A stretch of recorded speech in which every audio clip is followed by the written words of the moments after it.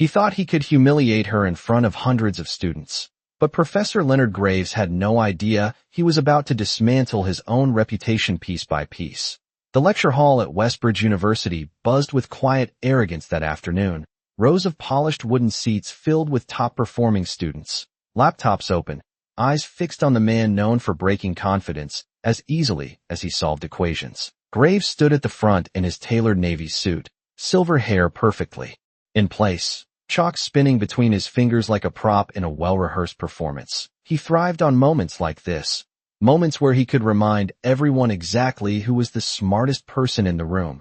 And today was no different, until his gaze shifted past the last row of students and landed on someone who didn't belong. Clara Whitmore stood quietly near the doorway, a cleaning cart beside her. Her gray uniform simple, her presence almost invisible. She had been in that hallway every afternoon for months, wiping down surfaces, emptying trash bins, never speaking unless spoken to. Most students didn't even notice her, and that was exactly how Professor Graves preferred it. People like her were part of the background, not the conversation, not the intellect, not the stage, but something about the way she paused that day, just for a second longer than usual, caught his attention, and in that moment, an idea formed, the kind of idea that fed his ego. He turned slowly back to the board, writing out a dense, sprawling calculus problem that stretched nearly 4 feet across, symbols layered with complexity, designed not just to challenge but to intimidate, the kind of problem even his best graduate students hesitated to approach. A ripple of murmurs spread through the room. They knew what was coming. They had seen this before. Graves loved turning learning into spectacle, loved choosing someone unprepared and placing them under a spotlight they could not escape. And today, his eyes drifted back toward the door, landing again on Clara, still standing there, still quiet, still unnoticed by everyone except him. A faint smirk tugged at the corner of his mouth as he set the chalk down with deliberate precision. The room began to settle into anticipation, that heavy silence before something uncomfortable unfolds. And then, with a voice smooth and controlled, he spoke. "You there," he said, gesturing toward the doorway. "Why don't you come in for a moment?" A few students turned, confused, then curious, eyes landing on Clara for the first time. She hesitated, just slightly, her hand still resting on the handle of the cart, and for a brief second, something unreadable passed across her face. But then she stepped forward, slow, measured, her sneakers making soft contact against the polished floor, the sound echoing louder than it should have. Or maybe it only felt that way because the room had gone so completely still. Graves watched her approach with quiet satisfaction, convinced he was in complete control of what was about to happen, convinced this would be another effortless demonstration of dominance. But as Clara reached the front of the room and looked up at the board, her eyes steady, something shifted, subtle, almost invisible, and if anyone had been paying close enough attention, they would have realized that this was not the beginning of her humiliation, but the beginning of his. Clara Whitmore stopped just a few feet from the board, her eyes scanning the dense maze of symbols that stretched across it like a challenge carved in stone. And for a moment, she said nothing, her hands resting calmly at her sides as if the weight of 100 watching eyes did not exist. Professor Graves tilted his head slightly, studying her with a mixture of amusement and expectation, the kind of look reserved for someone he had already decided would fail. "Take your time," he said, his voice carrying just enough condescension to ripple through the room. A few students exchanged glances, some leaned back in their chairs, others pulled out their phones discreetly. Anticipating an awkward spectacle, Clara stepped closer, the faint scent of chalk dust in the air, her gaze moving from one line of the equation to the next, not rushed, not intimidated, simply observing. And that alone began to feel unusual, because most people in her position would have already shown signs of panic, hesitation, or confusion, but Clara remained still, almost too still, as if she were not seeing the problem for the first time, but remembering it. Somewhere in the back rows, a student whispered, "Does she even know what she is looking at?" Followed by a quiet chuckle. Graves heard it and allowed the moment to stretch, feeding off the growing tension. "If it is too much," he added, his tone light but pointed, "you can always step aside." But Clara did not step aside. Instead, She reached forward and picked up the chalk, her fingers steady. No tremor, no uncertainty, just a quiet certainty that did not match her appearance. The room shifted almost imperceptibly, the kind of shift that happens when something does not follow the expected script. She placed the chalk against the board but did not write immediately. Her eyes narrowed slightly as she traced the structure of the equation again, and then, in a soft voice that barely carried past the first row, she spoke. "There is an inconsistency in your fourth step." The words landed lightly, but the effect was immediate. A few students straightened, others frowned, unsure if they had heard correctly. Professor Graves blinked once, then let out a short laugh, not loud, but sharp enough to cut through the silence. "An inconsistency," he repeated, as if testing the absurdity of the claim. "That would be quite something." Clara did not respond to his tone. She simply lifted the chalk and made her first mark, a single-line adjustment, small, precise, almost insignificant to an untrained eye. But then she continued, building from that correction, step by step, her movements fluid, deliberate, the chalk gliding across the board with a rhythm that felt practiced, not guessed. The room grew quieter with each passing second, whispers fading, screens lowering, attention tightening, because what they were witnessing did not look like someone struggling. It looked like someone navigating familiar ground. Graves' smile began to stiffen, his arms crossing slowly as he watched, searching for the mistake that would restore his certainty. But it did not come. Clara's writing accelerated, her earlier stillness transforming into controlled momentum, symbols aligning, transitions clean, logic unfolding with a clarity that was impossible to ignore. And somewhere between the third and fourth line she rewrote, a realization began to ripple through the room, subtle at first, then undeniable. This was not going the way anyone expected, and for the first time since she had entered the lecture hall, Clara Whitmore was no longer invisible. The chalk did not hesitate anymore. It moved with a quiet confidence that no one in that room could ignore. Each line Clara wrote connected seamlessly to the next, as if she had already solved the entire problem long before. Stepping into that lecture hall, the faint scratching sound echoed sharply in the silence, a rhythm that replaced the earlier whispers and laughter. Students leaned forward now, some unconsciously holding their breath, others narrowing their eyes as they tried to follow what she was doing, because it no longer looked like correction, it looked like mastery. Professor Graves remained still, but the tension in his posture betrayed him, his arms slowly uncrossing as he stepped closer to the board, eyes scanning every symbol she wrote, searching, analyzing, waiting for the moment her logic would break, but it did not. Instead, Clara transitioned into a method that was unfamiliar to most of the class, simplifying terms in a way that reduced what once seemed impossible into something almost elegant. And that was when the shift became undeniable. This was not just a correct solution. This was a better one, a more efficient path that none of them had considered, not even the man who had written the problem. A student in the front row whispered, "That is not how he taught it." And another replied under their breath, "No, it is faster." The realization spread like a quiet wave, subtle but unstoppable. Graves took another step forward, now close enough to see the fine details of her work, his expression tightening as he followed her logic line by line, his confidence eroding not in a single moment, but piece by piece. Clara continued without looking back, without seeking approval, her focus entirely on the board, as if the room behind her no longer existed.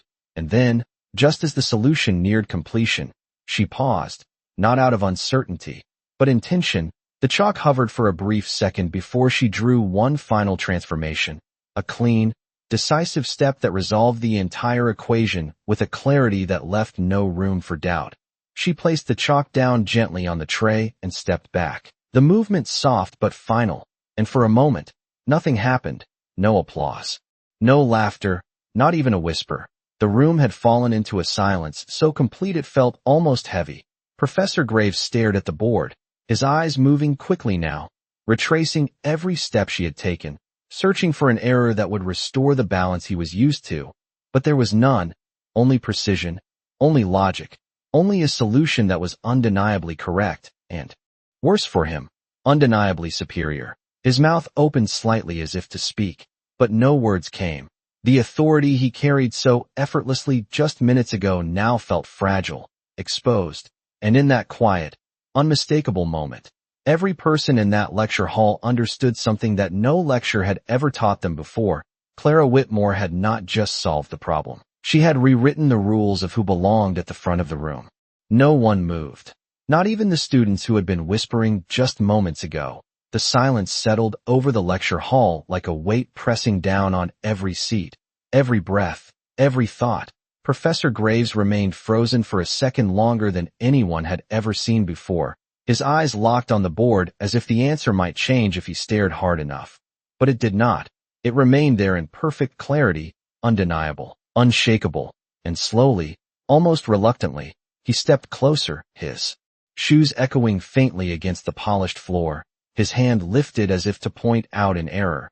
But it hovered midair, then lowered again, because there was nothing to correct, nothing to dismantle, only a solution that had surpassed his own. A quiet murmur began to rise from the back rows, not laughter this time, but something else, something closer to disbelief. A student whispered, "She solved it differently." Another responded, "No, she solved it better." And that word lingered in the air. Better, it carried more weight than any insult that had been thrown earlier. Clara Whitmore stood still beside the board, her posture calm, her expression unchanged, as if the outcome had never been in question, as if she had simply completed a routine task. Professor Graves finally turned toward her, his voice measured but lacking the sharp edge it once carried. "Where did you learn that method?" he asked. The question sounding less like authority and more like uncertainty. Clara met his gaze. Briefly, her eyes steady, not defiant, not proud, just certain. "I have seen it before," she replied softly, her voice barely above a whisper. But in the silence, it carried. Graves frowned slightly, unsatisfied with the answer, his mind racing to reclaim control of the situation. "That approach is not standard," he said, though even as he spoke, the lack of conviction was clear. Clara glanced back at the board, then at him. "Neither is the error," she said quietly. And that was the moment the room shifted again, sharper this time, more defined. A few students exchanged looks that said everything words could not, because now it was no longer just about solving a problem. It was about something deeper, something uncomfortable, something that exposed the gap between perception and reality. Graves opened his mouth as if to respond, but no argument came, no correction, no lecture, just silence, the kind of silence that strips away pretense. And for the first time in years, perhaps ever, he was not the one controlling the narrative in that room. A student in the front row slowly began to clap, hesitant at first, unsure if it was appropriate. Then another joined, and another, until the sound built into something unmistakable, not loud, not overwhelming, but steady, respectful, earned. Clara did not react to it. She simply stepped back from the board, her role complete, as if applause had never been the goal. Professor Graves stood there, caught between the man he had been at the start of the lecture and the reality now unfolding in front of him. And in that quiet, irreversible moment, the hierarchy he had relied on no longer existed, not because it had been challenged loudly, but because it had been dismantled with nothing more than chalk, clarity, and a woman he had once dismissed as invisible. The applause did not last long, but its impact lingered in the air like a quiet shift that no one could undo. Clara Whitmore stood still for a moment, then reached for the handle of her cleaning cart as if returning to something familiar, something grounded, the same simple routine she had followed every day. But now every movement carried a different weight. Eyes followed her, not with dismissal, but with recognition. And that alone changed the atmosphere of the room more than any words could have. Professor Graves remained near the board, his gaze drifting once more across the solution, slower this time, more deliberate, as if he were not searching for mistakes anymore, but trying to understand what he had missed. The confidence that once defined him had not disappeared, but it had been reshaped, forced into something quieter, more careful. He turned slightly, watching Clara as she began to move back toward the door. And for a moment, he said nothing. The silence between them no longer belonged to him. It belonged to the truth that had just unfolded. "Ms. Whitmore," he finally called, his voice steadier now, but stripped of its earlier edge. Clara paused, her hand resting lightly on the cart. She turned back just enough to acknowledge him. Not fully, not dramatically, just enough.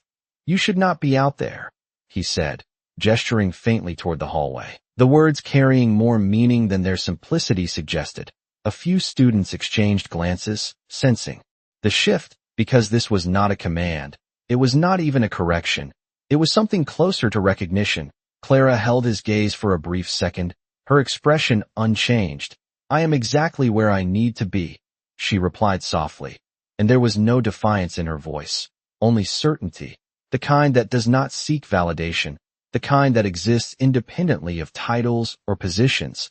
The room fell quiet again, not out of tension this time, but out of reflection, because her words settled deeper than any lecture that had taken place that day. Professor Graves did not respond immediately, his posture still, his thoughts clearly working through something that could not be resolved with equations or authority. And then, slowly, he nodded, a small gesture, almost imperceptible, but significant in its own way. Clara turned back toward the door and continued walking, her steps measured, steady, the soft rolling sound of the cart wheels returning to fill the space she left behind. Students watched her go, some thoughtful, some inspired, others simply quiet, because what they had witnessed could not be easily categorized or forgotten. It was not just about intelligence, it was about perception, about how easily people overlook what does not fit their expectations. Professor Graves remained at the front of the room, no longer the center of attention, but part of a moment that had shifted something larger than himself. He looked once more at the board, then at the empty space where Clara had stood, and for the first time in a long time, he did not speak immediately. He allowed the silence to exist, to teach, because sometimes the most important lesson is not delivered through words, but through the quiet realization that respect is not given by position. It is earned in moments when truth reveals itself. And on that day, in a lecture hall filled with numbers and certainty, the most powerful equation had nothing to do with calculus at all. The lecture ended without the usual closing remarks, no summary, no confident wrap-up, just a quiet dismissal that felt heavier than any formal conclusion. Students gathered their things more slowly than usual, their conversations hushed, thoughtful, as if speaking too loudly might break whatever had shifted in that room. Professor Graves remained near the board even as the seats began to empty, his eyes returning again and again to the solution Clara had written, tracing the logic not to challenge it, but to understand it, to accept it, something he had rarely needed to do in front of others. Outside the lecture hall, Clara Whitmore pushed her cart down the long corridor, the fluorescent lights casting a steady glow across the polished floors. Her routine waiting for her, just as it always had, classrooms to clean, surfaces to wipe, tasks that required no recognition.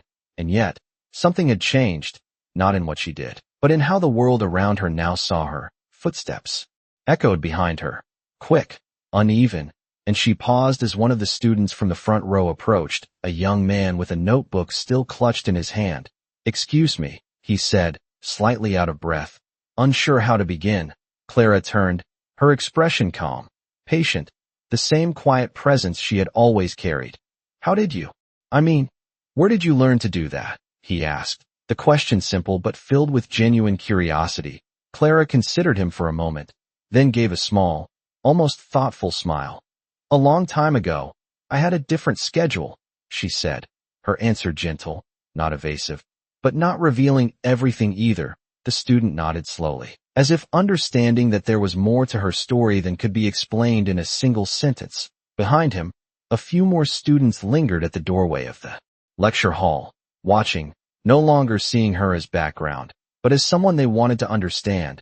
Back inside, Professor Graves finally stepped away from the board, erasing nothing, leaving every line exactly as she had written it, as if removing it would erase something important, something he was not ready to let go of.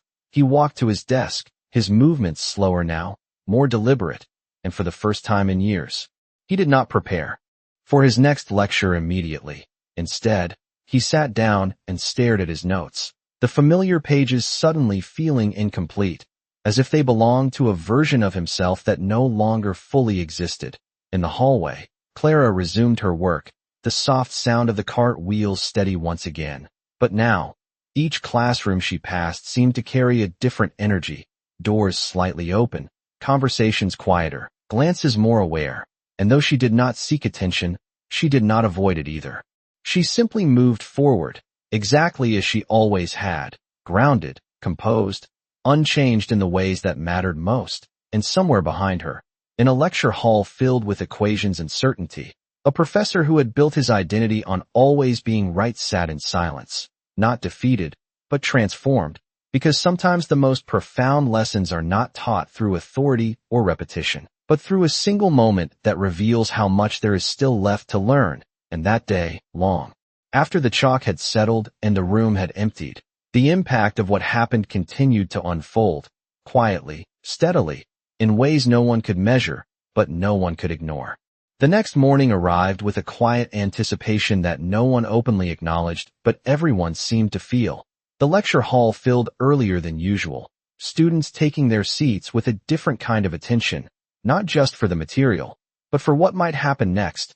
Whispers moved through the room in low tones, fragments of conversation repeating the same name, Clara Whitmore. As if saying it out loud helped make sense of what they had witnessed, Professor Graves entered without his usual presence of certainty, his posture still composed, his suit still immaculate, but something in his expression had shifted, less rigid, more aware. He paused briefly at the front of the room, his eyes scanning the seats, and for the first time, he noticed details he had overlooked before, the students who sat quietly in the back, the ones who never raised their hands, the ones he had assumed understood less simply because they spoke less.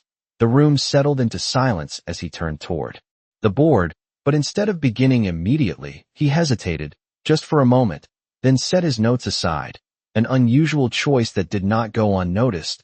"Before we begin," he said, his voice steady but different, lacking the sharp edge that once defined it. "I would like to revisit something from yesterday." A ripple of attention moved through the room.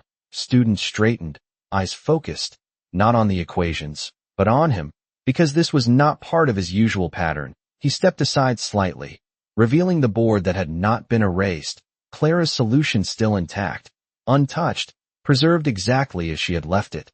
There was an assumption made, he continued, choosing his words more carefully than anyone had ever heard him do before, and that assumption was incorrect. The admission hung in the air, simple, direct, and yet heavier than any complex theorem. A few students exchanged quick glances, recognizing the significance of what they were hearing, because this was not just a correction, it was a shift in perspective. Graves turned back to the class, his gaze moving across the room, not over it, but through it, as if he were seeing each person individually for the first time. "Understanding is not always visible," he said. "An ability does not always introduce itself." His words were not dramatic, but they carried weight, because they were grounded in something real, something that had challenged him. In the hallway just beyond the lecture hall, Clara moved quietly past the open door, her routine unchanged, her presence still subtle, but now, as she passed, a few students turned, not out of curiosity alone, but out of respect, subtle nods, quiet acknowledgments that required no words. Inside the room, Professor Graves picked up the chalk, but this time, when he wrote, his movements were slower, more deliberate, not because he doubted his knowledge, but because he understood something new about how it should be shared.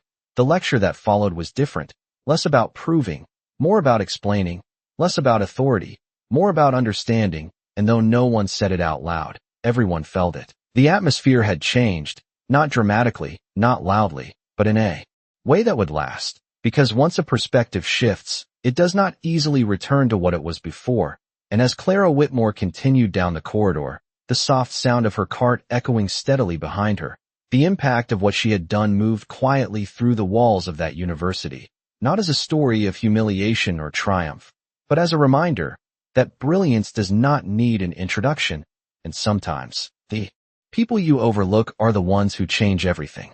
By the end of the week, the story had spread far beyond that single lecture hall, not through announcements or headlines, but through quiet conversations, shared glances, and a growing awareness that something rare had happened, something that could not be easily explained or dismissed. Students from other departments began stopping by the calculus class, curious, not just about the subject, but about the moment they had heard described in fragments. A woman no one noticed, a problem no one could solve, a silence no one could forget.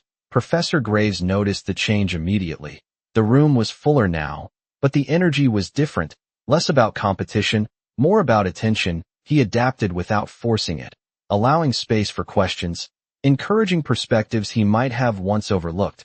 And though he never repeated the moment directly, its presence lingered in every lecture, shaping the way he spoke, the way he listened, and the way he paused, just long enough for others to step forward. In the hallways, Clara Whitmore continued her routine, her pace steady, her presence quiet.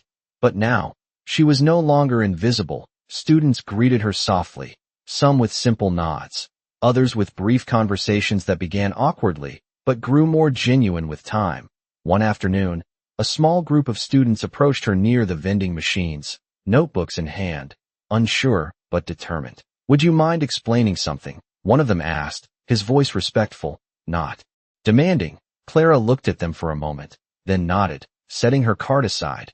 She listened carefully as they described the problem, her attention focused, her responses thoughtful, breaking down complex ideas into something clear, something understandable, not with the intention to impress, but to help. And that was the difference. Inside the lecture hall, Professor Graves paused mid-explanation as he noticed the open door. Through it, he could see Clara standing with the students, explaining something with quiet patience, no stage, no audience, just understanding being shared. He watched for a brief moment, then turned back to the board, not interrupting, not reclaiming the moment, simply allowing it to exist, because he understood now that knowledge was not confined to titles or positions. It moved where it was needed, where it was welcomed. Later that day, as the campus settled into its usual rhythm, Graves found himself walking down the same corridor Clara had passed through countless times before, the polished floors reflecting the overhead lights, the sound of distant footsteps echoing softly. He stopped near one of the classrooms, looking at the empty space where students had gathered earlier, and for a moment, he allowed himself to reflect, not on what he had lost, but on what he had gained, a perspective he had not known he needed, a humility that did not diminish his knowledge, but strengthened it. And somewhere down the hall, Clara Whitmore continued her work, unchanged in her purpose, steady in her presence. And though she never sought recognition, she had become something more than what anyone had expected, not through declarations or titles, but through a single moment that revealed what had always been there, waiting quietly, patiently, for the right time to be seen. And in that quiet unfolding, the university itself seemed to shift, not loudly, not dramatically, but in a way that would endure, because once respect is truly earned, it does not fade. It becomes part of the foundation, unseen, but always present. Weeks passed, and the moment that had once lived inside a single lecture continued to ripple quietly through the university, not as a spectacle, but as a standard that people began to carry with them. Professor Graves no longer rushed to fill silence with his own voice. Instead, he allowed space, real space, for thought, for questions, for the possibility that someone unexpected might hold an answer worth hearing. And in that space, something new began to grow. Students who once stayed quiet started to speak, not louder, but with more certainty, as if they had learned that being overlooked did not mean being incapable. In the corridors, Clara Whitmore remained exactly as she had always been, moving steadily from room to room, her routine unchanged, her presence still quiet. But now, it carried a different kind of recognition, not the loud kind that demands attention, but the steady kind that earns it. One afternoon, as the sunlight stretched across the campus walkways, Professor Graves found himself pausing at the doorway of a classroom Clara had just finished cleaning, the faint scent of fresh polish in the air, the surfaces spotless, precise, intentional, much like the solution she had written weeks before. He stepped inside, looking around for a moment, then back toward the hallway where she was already moving on, and for a brief second, he considered calling out, saying something that might acknowledge what had happened, but the words did not come, not because they were unnecessary, but because they would not have captured the full truth of it. Clara did not need recognition to validate what she knew, and Graves understood that now. He simply nodded to himself, a quiet acceptance, and turned back toward his own path. across campus. Students continued to reference that day in ways both subtle and lasting, not as a story about embarrassment or victory, but as a reminder, a recalibration of how they saw the people around them, a shift that changed how they listened, how they questioned, how they respected, and though no official record marked the moment, it became part of the culture of that place, woven into its daily rhythm, carried forward in conversations and choices that no one could fully trace back to a single point. And yet, it all began with one quiet woman who had been seen as invisible, one assumption that had been made too quickly, and one moment that revealed how much can change when truth is allowed to stand on its own. Clara Whitmore never returned to that board, never stood at the front of a lecture again, but she did not need to, because what she had done did not belong to a single room or a single day. It lived on in the way people looked at each other afterward, in the pauses before judgment, in the recognition that brilliance does not always announce itself. And that day, without raising her voice, without asking for attention, she had changed something far greater than a single equation. She had changed the way people understood what dignity looks like.